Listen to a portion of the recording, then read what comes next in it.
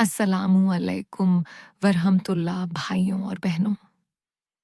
क्या आपने कभी सोचा है कि जो हम नमाज में अत्तहियात पढ़ते हैं वो आखिर आया कहाँ से?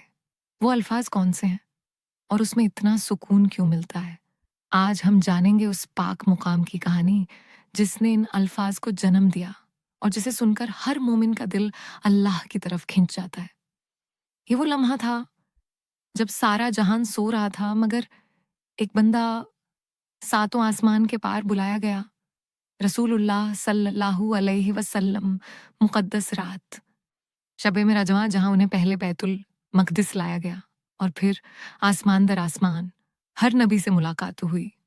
मगर एक मुकाम ऐसा आया जिसे बहुत सिदरतुल मुंतहाबात कहा जाता है, जहां तक जिब्रील अलैहिस्सलाम भी रुक गए और कहा, या रसूलल्लाह, अब मैं एक कदम भी आगे नहीं जा सकता। अगर मैंने आगे बढ़ने की कोशिश की तो जल जाऊंगा। रसूलुल्लाह अकेले ही आगे बढ़े और वहां जो हुआ वो अल्लाह और उसके रसूल के दरमियान था। और यहीं से शुरू होती है अत्तहियात की कहानी।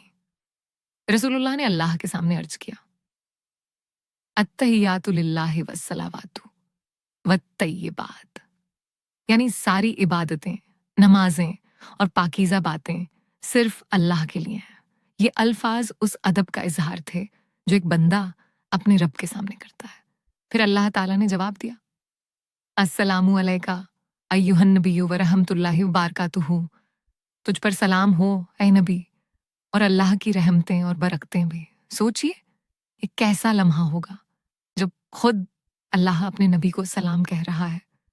और फिर रसूलुल्लाह ने सिर्फ खुद के लिए नहीं बल्कि अपनी उम्मत के लिए कहा, अस्सलामु अलैना व अला इबादिल्लाहिस सालिहीन, सलाम हो हम पर और अल्लाह के सारे नेक बंदों पर। रसूल ने हमें उस लम्हे में शामिल कर लिया जहां कोई और न था। फिर वहां मौजूद फरिश्तों ने गवाही दी, अशहदु अल्ला इलाहा इल्लल्लाह वशहदु अन्ना मुहम्मदन अब्दुहु व रसूलुहु। मैं गवाही देता हूं कि अल्लाह के सिवा कोई माबूद नहीं और मोहम्मद उसके बंदे और रसूल हैं। ये था वो मुकालमा जो नमाज में आज भी दोहराया जाता है। जब हम नमाज पढ़ते हैं और अत्तहियात में पहुंचते हैं तो समझिए हम भी उस पाक सफर का हिस्सा बन जाते हैं। अल्लाह और उसके रसूल के दरमियान हुई बातों को हमारी जबान से दोहराया जाता है। इसलिए जब अगली बार आप अत्तहियात पढ़ें तो जबान से नहीं, दिल से पढ़िए, आंखें बंद करके